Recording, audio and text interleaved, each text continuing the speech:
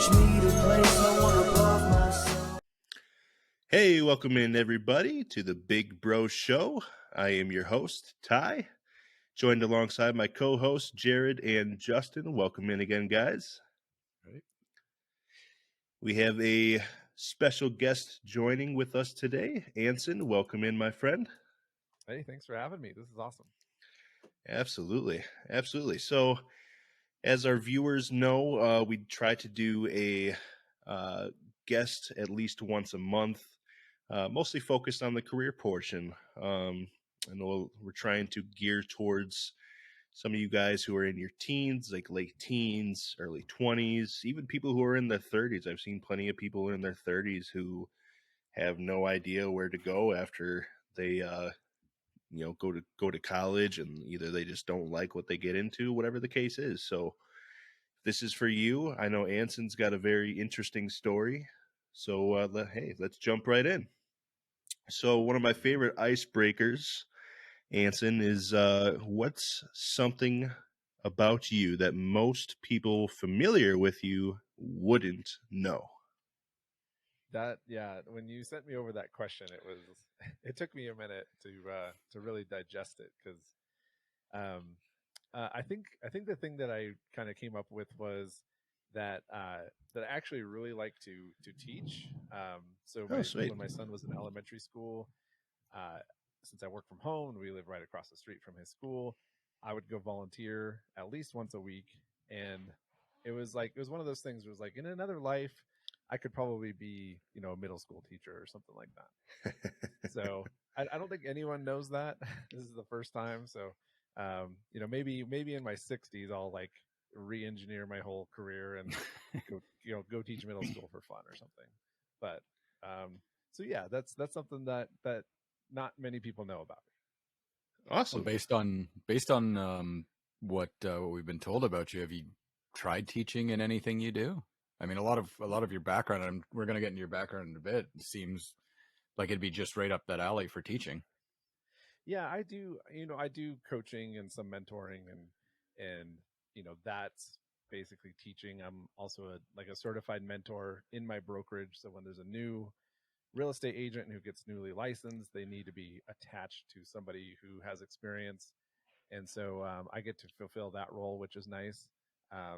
There's just something about like younger, like high school, middle school kids that are, they're not too jaded yet by the world. And are we talking about the same kids? I have a buddy who's a teacher. There, so. I have a buddy who's a teacher who complains about kids all day. I bet it's like, I bet it's like I get to see them for, an hour or two and then hand them off, and aunt or uncle style, to say like, you can have them back, and then they get to tear apart the classroom or something. So yeah. Very interesting. Hey, I'm all for it. Yeah. So before we get into your work, Anson, I'm curious to know what your parents did for a living as you were growing up. Yeah, that's a good question. So my my parents divorced when I was 2. So I had kind of 2 sets of parents, or at least my dad and then my mom and my stepdad. But funny enough, they all worked at Mountain Bell, which became AT&T. So they all worked at AT&T, basically. My stepdad was kind of in higher management. My mom, I actually don't know what she did. She did pass away when I was 10, so I have no clue like what her job was. I just know that she worked at AT&T. Got to go see her at the AT&T building here, and my dad worked in the basically in the network center. So he was in IT for nearly his entire career, and retired doing the same, at the same company for 30 years. Retired in IT at AT&T. So, well, it became Lucent later on, but so yeah, everybody was AT&T family, and even the credit union I used is a Bellco, which came from Mountain Bell. When all the Bell systems were around, so it's like ingrained in the family, I guess. All right, well then I have to ask, I guess, are you using AT&T at your home right now? I'm not. No, I'm not. Fair enough. Yeah. So you mentioned in our brief introduction, Anson, that you're a published author, second author that we've interviewed. So I'm very curious to know what you've written about. So kind of tell us your journey with that. Sure. Yeah. So my I had no plans to be an author. I was inside of my world in investment real estate. There's kind of a few big players, and I was writing blogs and I was doing articles and stuff for a website called Bigger Pockets. And they started publishing books at one point, and my friend Brandon started the first couple books through there. My other friend Jay Scott wrote a book through them. So it was kind of in the baby stages of their publishing kind of arm. And I got approached to write a book on real estate wholesaling, which is, we don't have to get too in the weeds, but, and it was just too good to pass up. I'm like, I'm not an author. My writing is probably not that great overall, but can be pounded into submission. So I wrote a couple of test chapters and submitted them. They got approved. So I got greenlit for a whole book. And it kind of became real when a contract came over with some deadlines. I go, oh, well, okay, now I guess I have to get this done. And so at the same time, they were kind of hiring a publisher internally to kind of deal with all the publishing stuff. And I just went to work. And it wasn't a typical probably writing cycle. I wrote half of a book, and then the scale of the book got changed, or the kind of the topic really got changed and pulled back. So I had to go back and hack through all of my references to this technique called wholesaling, and basically back it out into just finding deals and then funding deals. And so that's what that took an extra 6 months. Kind of the editing process, because they're between editors, took another 4 or 5 months. So my entire, like, from start to finish, it took like about 2 years to get it done. So it finally got published in 2017.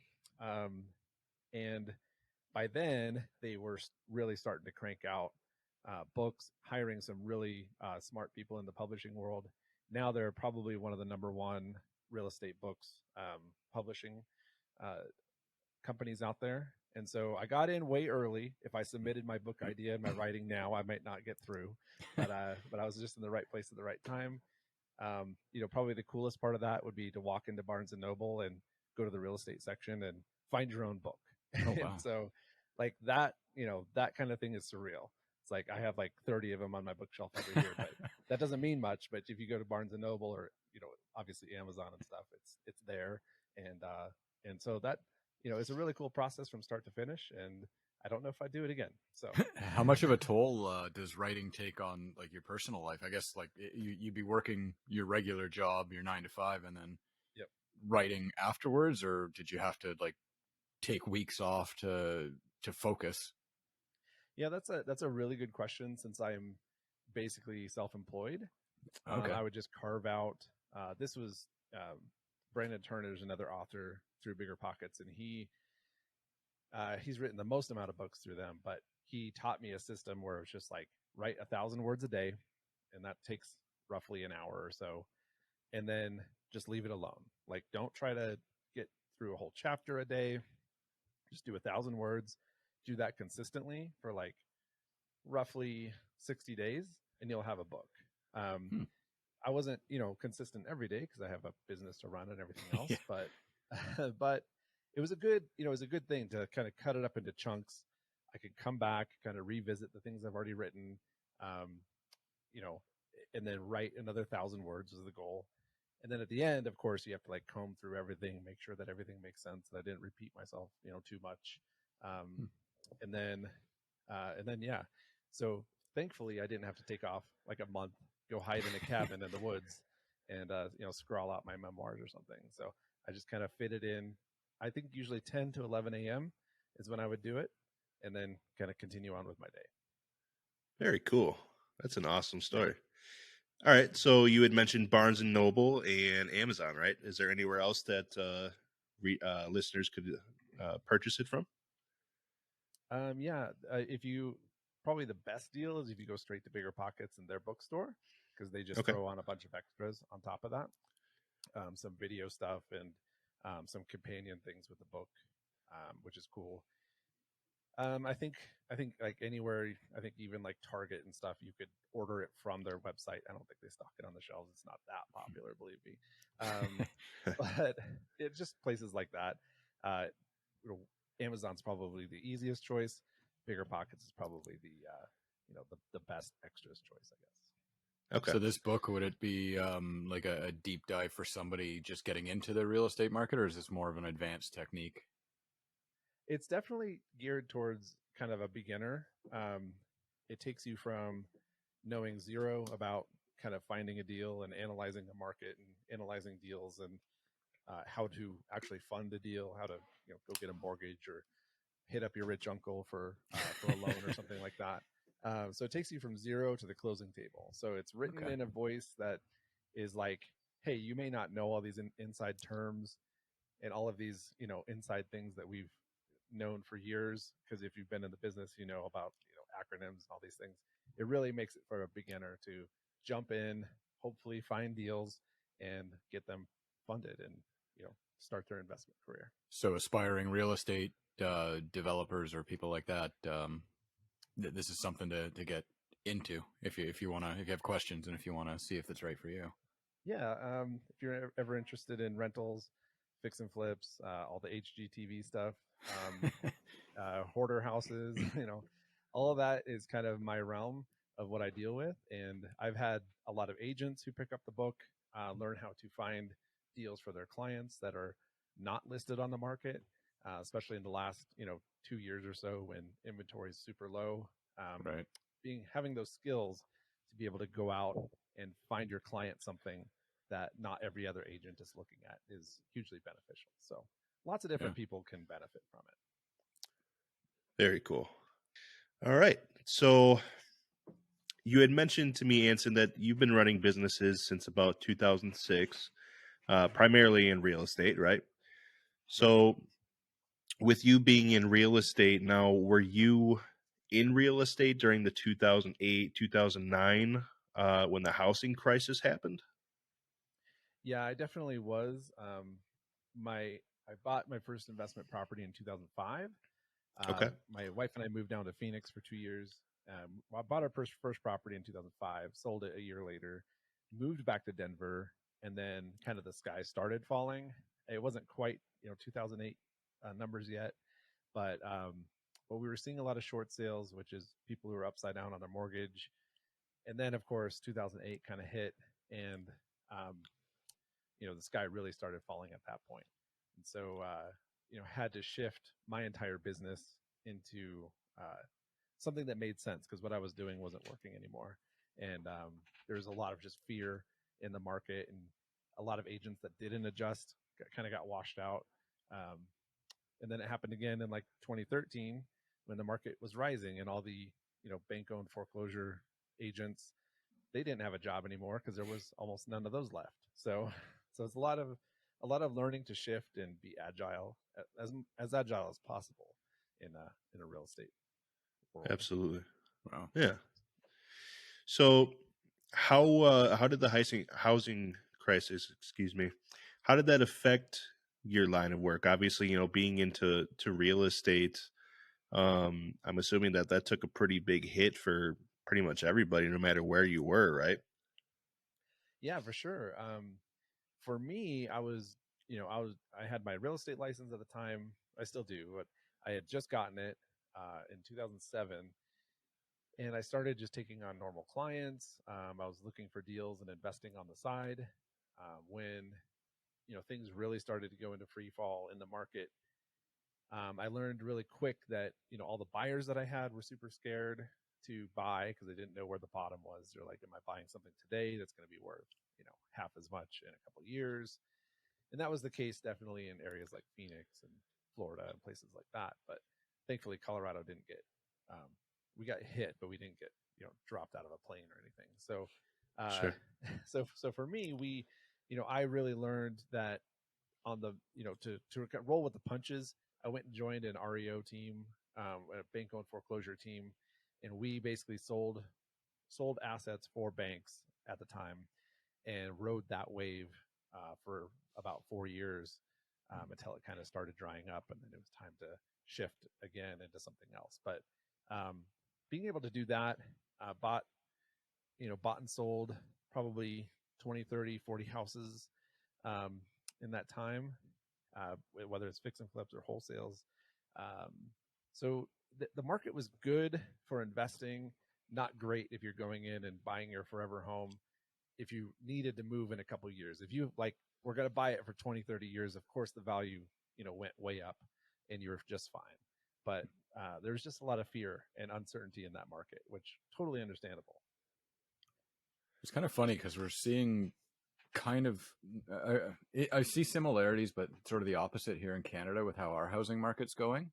Okay. Everything just went sky high, went just absolutely crazy. House prices are ridiculous. Our house right now is about $500,000 more than what we bought it for.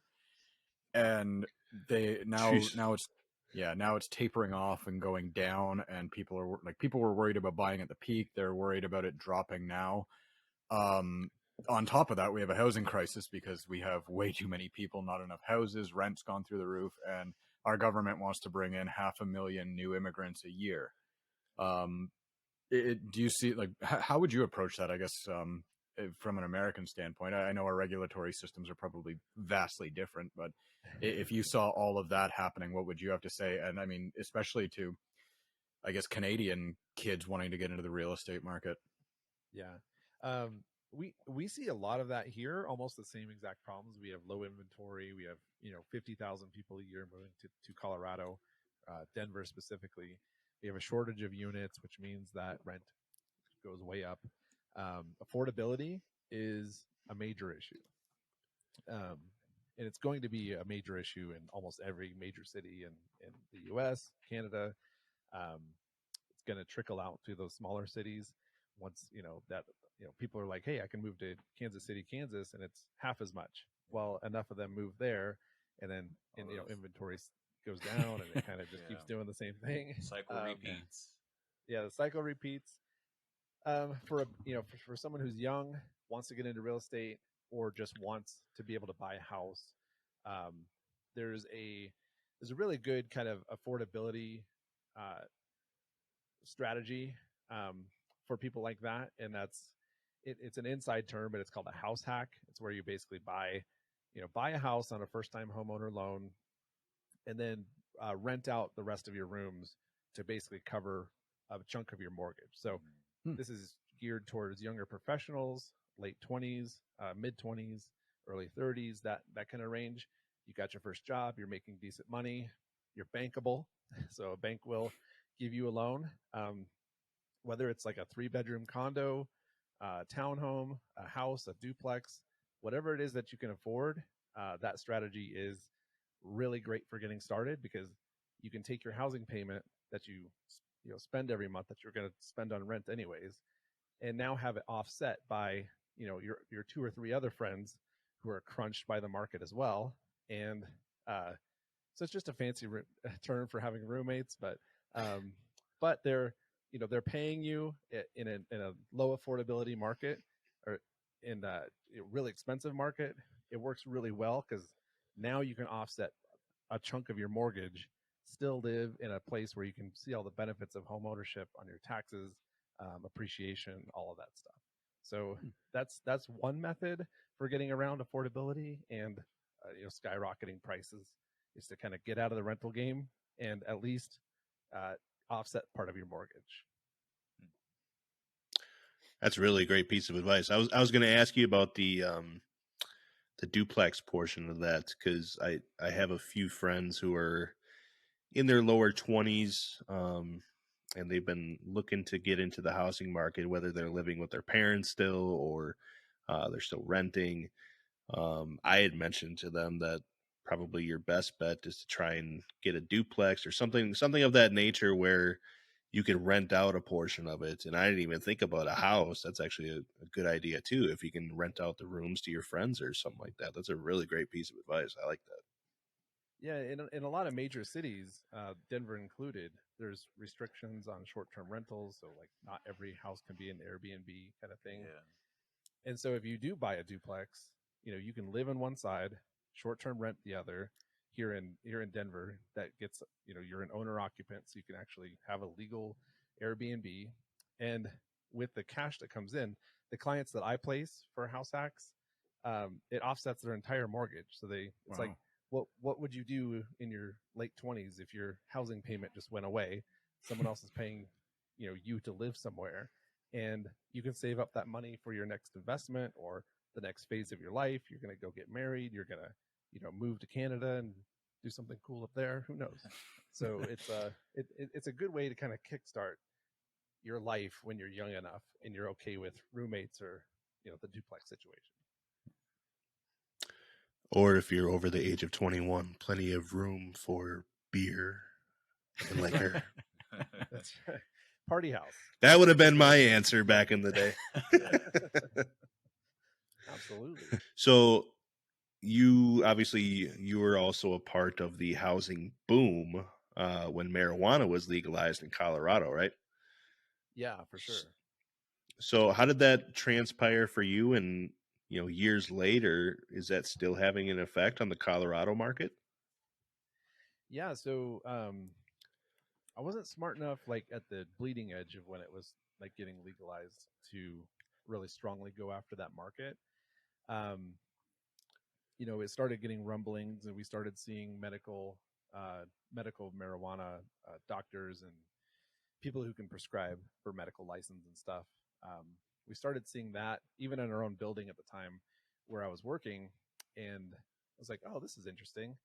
It like didn't the dots didn't connect because we were just so busy at the time, but that residual effect for the next like almost 8-9 years before other states started accepting recreational marijuana use. People were traveling here less for for our you know our one thing that we're known for basically is people would like come in for the weekend, hit up 5 dispensaries, have a good weekend, and then fly back home. So we started seeing a lot less of that over time, but right when that boom was happening, we did see a bump in prices in short-term rentals. There were definitely a lot of corporate type jobs and investment and entrepreneurs who were coming to town to, basically get their license, try to get one of the first licenses that were available in the first batch.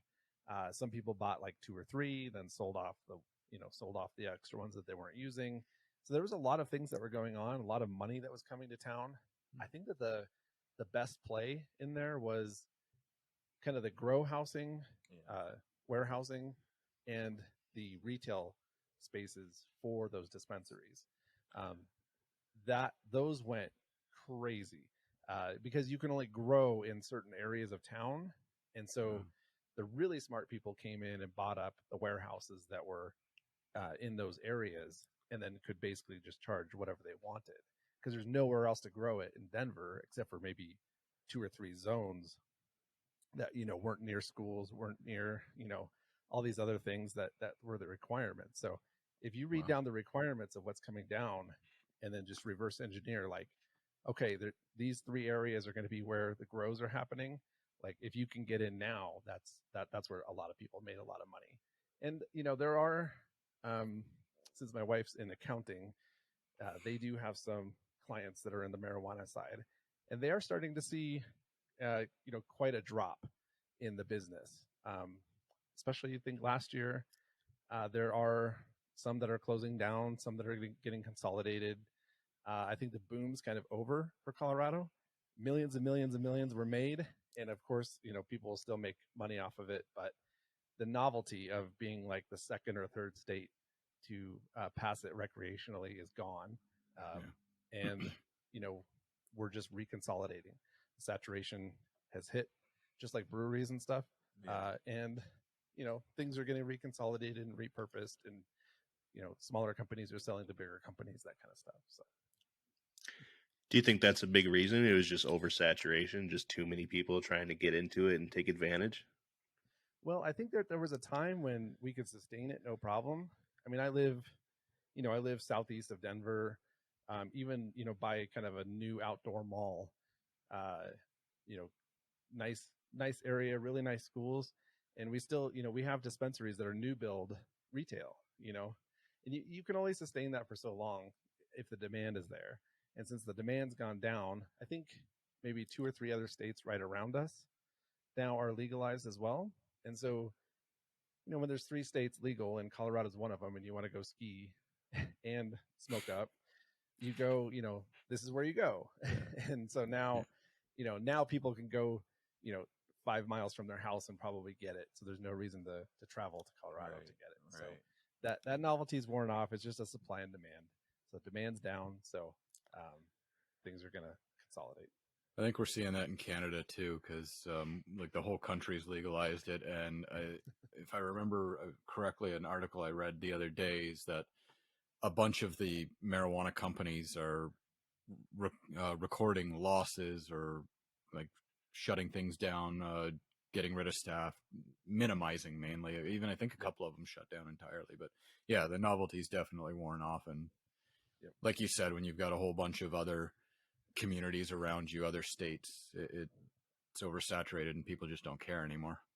Yeah, we're going to see a small boom coming up because we just legalized psychedelic mushrooms in the city of Denver. Really? So it's like decriminalized to possess.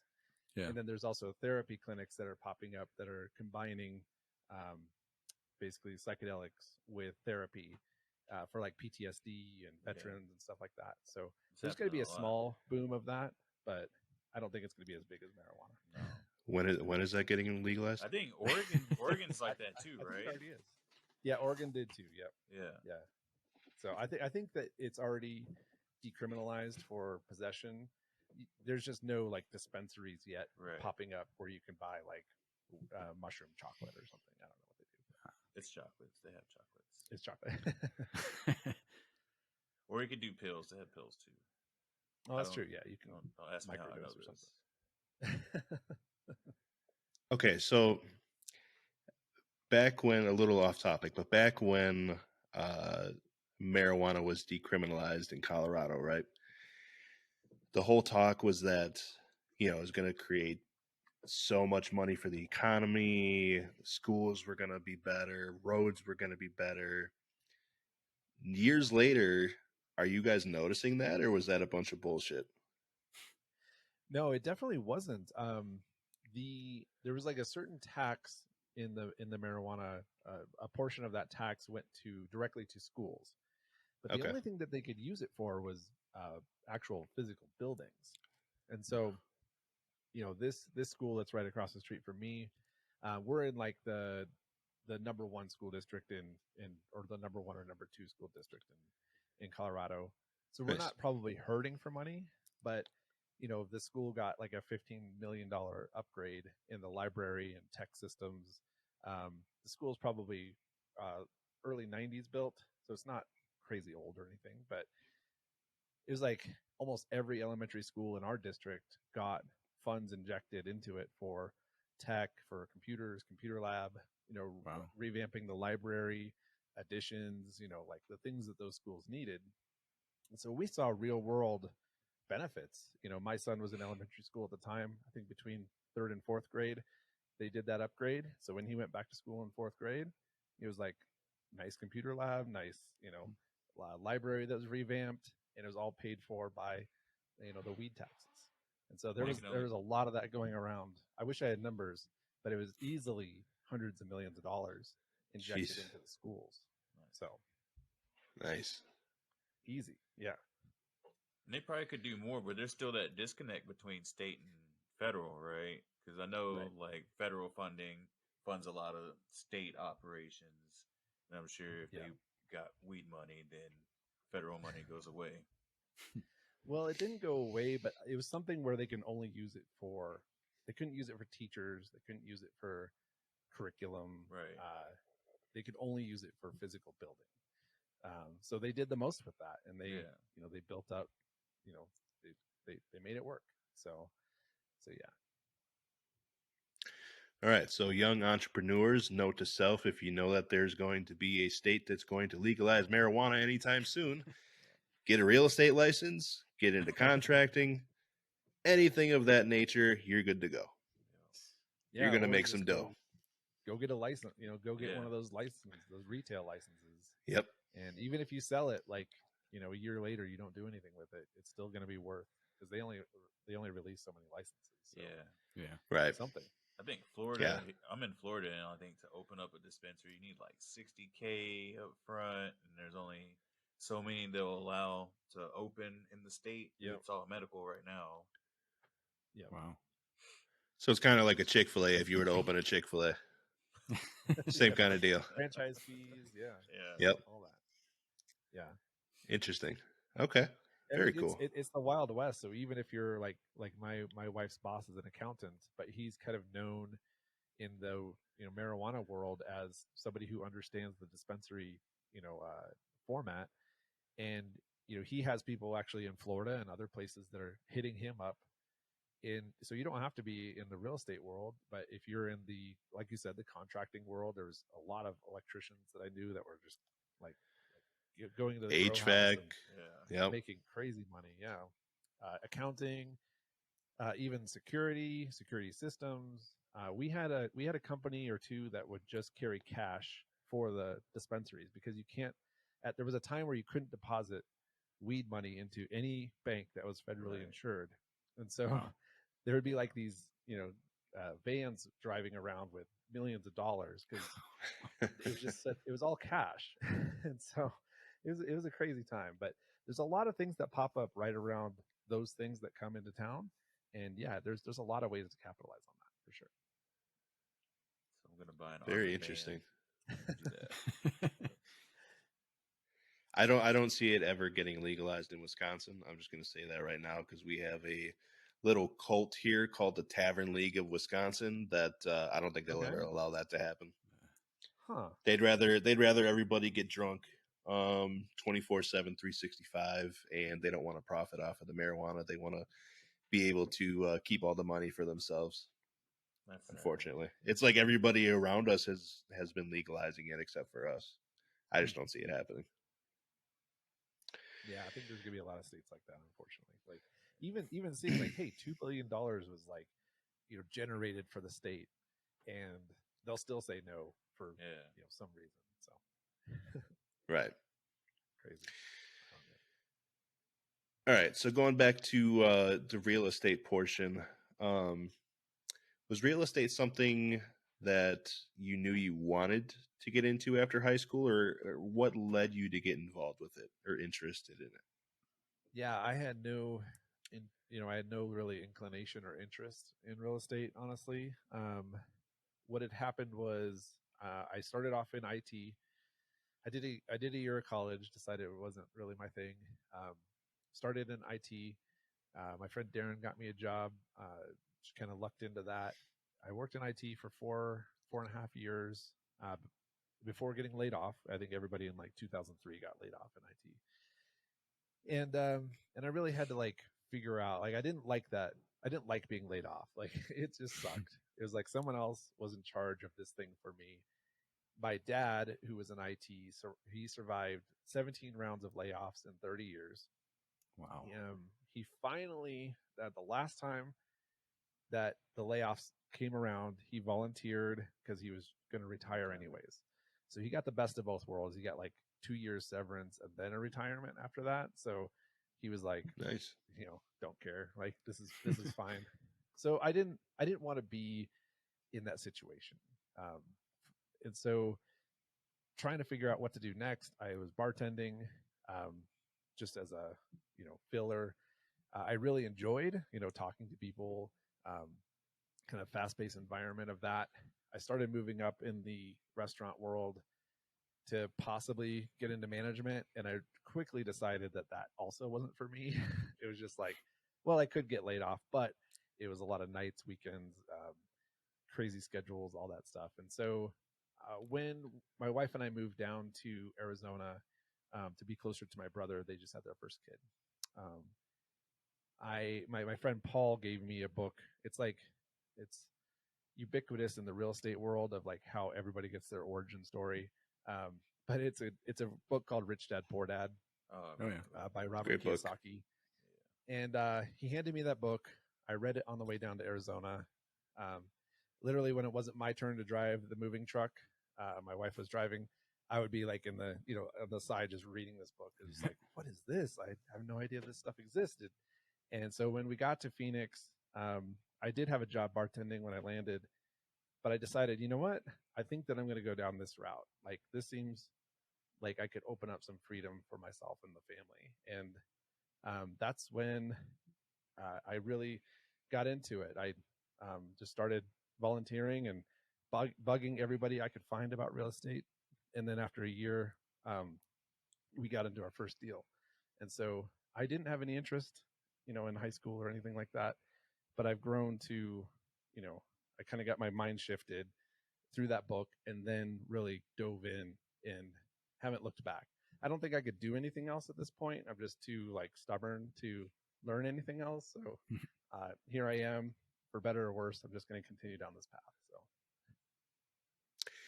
All right, so I have one last question for you, unless Jared and Justin, you guys got one. If you could give advice to your 18-year-old self, fresh out of high school, what would it be? That's a good question I think about quite a bit. It was, obviously it's a huge transition time for everybody. And, looking back at what I did and what I would do differently, I would either do two things. So either my grandpa was right and I should have joined the military. He's like, at least 4 years would have done you good. And he's probably right.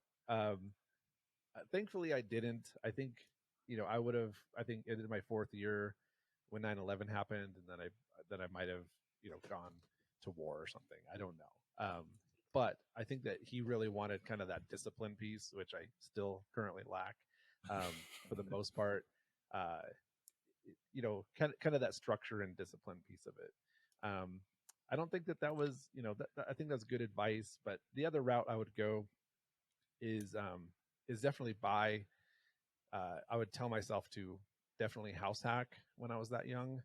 I didn't have obviously kids. I wasn't married, didn't have dogs or anything like that. So I was pretty much unattached. I could have probably bought, a fourplex in Denver at that time, lived in one unit, rented out the other three, and kind of started down that journey a little bit earlier, about 6-7 years earlier than I did. That would have been huge advice for me.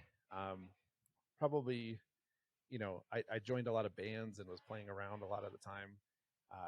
I could have probably used that time a little bit more effectively.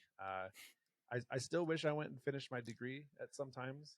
Not like it would help my current business or anything like that, but I think again, just that structure and that experience would have been really good for me. So yeah, I mean, in a meandering way, buy a property, stay in school, kids, and and be smarter with the money that I had at the time. So It's funny. It's true what they say is that youth is wasted on the young. it's so true. I look at like some of the stuff I did and I was just like, what was I thinking, man? You have all the time, energy, and money in the world, and you're just an idiot. Yeah. Yeah, totally. 100% idiot. Yeah. Yeah. Since we're opening it up, I kind of want to step back to, I guess you starting your own business. There's a lot to unpack there. Sure. Did you ever have anybody working for you? Did you ever like take on employees? Yeah. So, I mean, we have two other people working with us, my wife and I. Yeah. And so, yeah, we have a couple of direct employees that we work with. Yeah. How do you look at things? I guess being laid off and how that affected you. How do you look at things in terms of them and your business decisions? That I think that trauma, like it traumatized me in a way that I don't want to inflict that trauma on someone else, Right. So it took me probably way too long to kind of get help inside of the business. I think it was 2015 or so. I had joined a real estate mastermind, started talking to one of the guys, and he had like 7 employees at the time. Wow. And I was just running and gunning by myself. And that just like caused so much anxiety for me to think about 7 other people's livelihoods is Yeah. dependent on like every action that I do as kind of the driver of the business. Right. And I think in a lot of ways it just kept me from figuring it out and getting over that hurdle. So I think that there is, especially as a small business owner, there is that responsibility. You know, when you work closely with 1 or 2 people, you know, you kind of become close and like family, and everybody's, you know, driving towards the same goal. And, Yeah. you know, to have the market or my own actions affect their livelihood it's a lot that weighs on me. Yeah. For sure. And at the same, I think, yeah. yeah. And at the same time, these people aren't always going to have the same drive and motivation that you will. I No. mean, you're building this organization. Right. This is your baby. You're putting it all together. Right.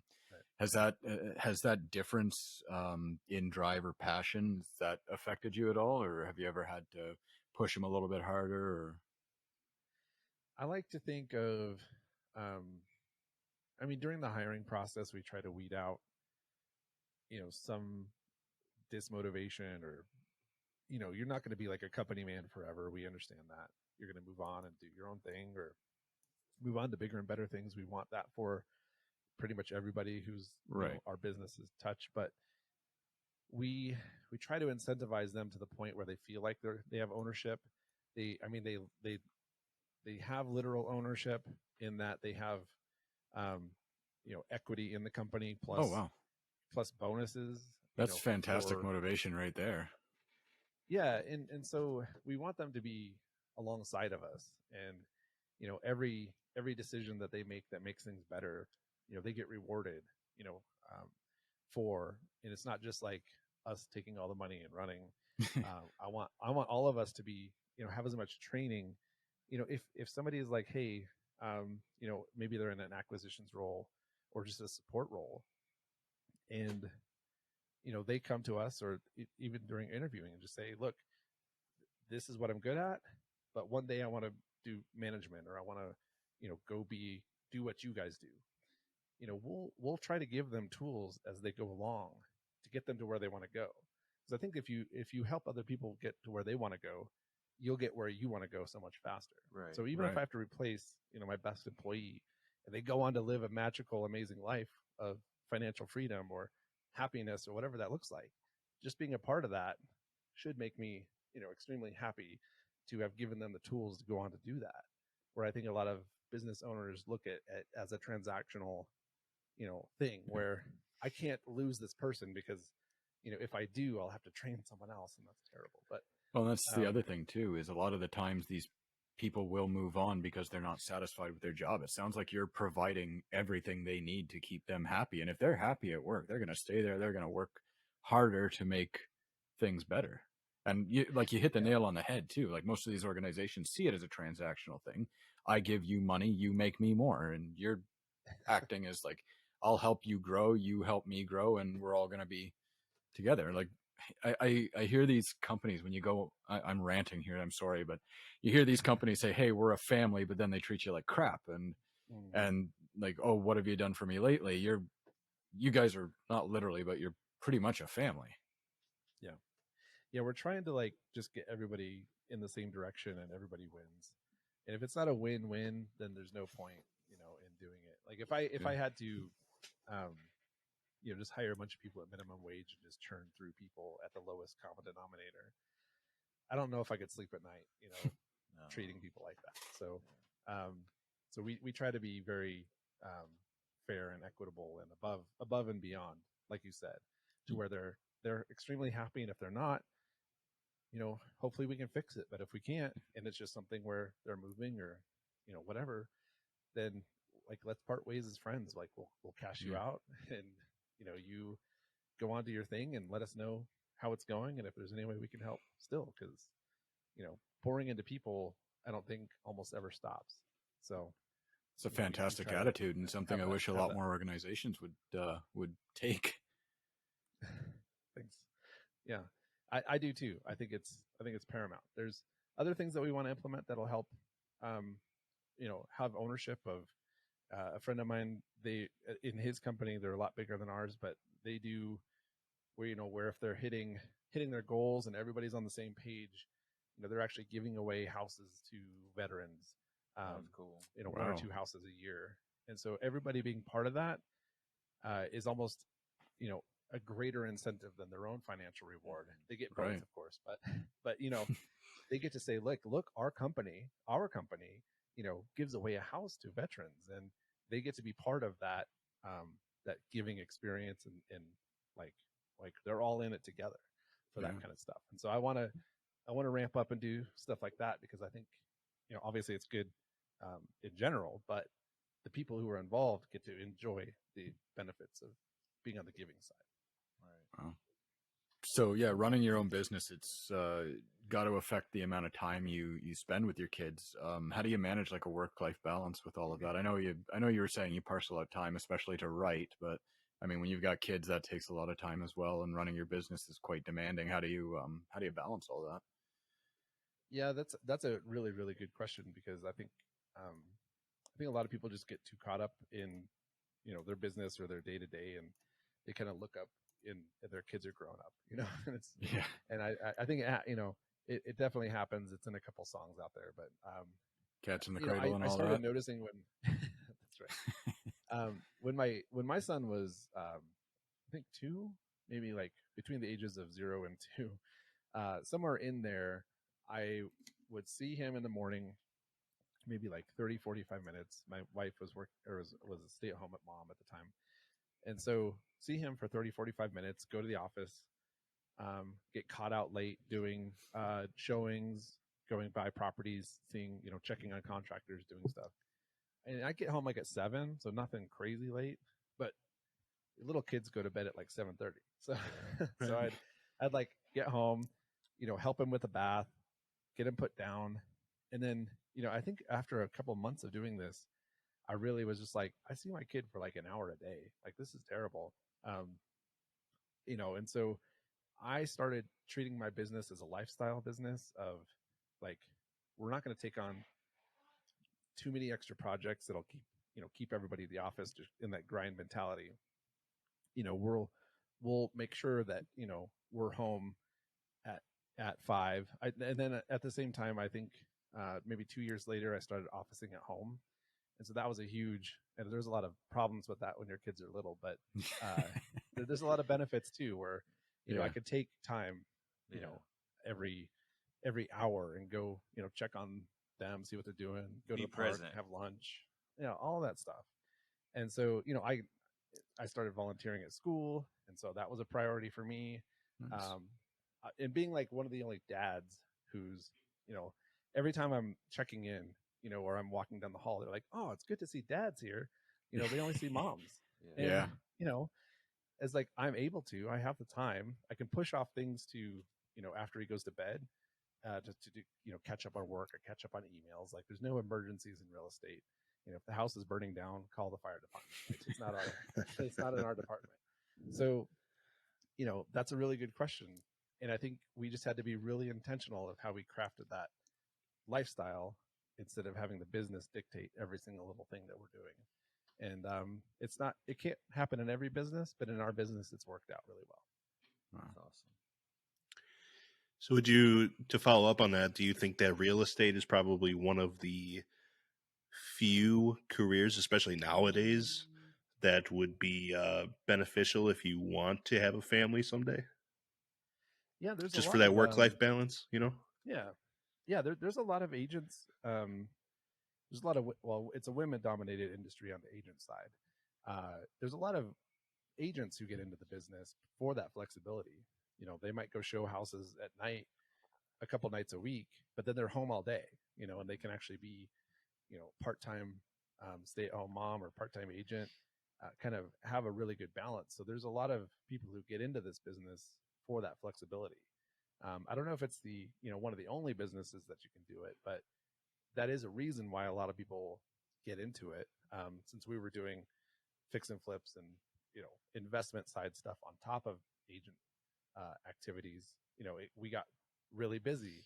And that's when I decided, like, hey, I want to actually like see my kid grow up, Yeah. and be Right. home, help my wife, those things too. So Well, if there's one good thing that came from COVID, it's that it showed us that not all jobs need to be done at the office.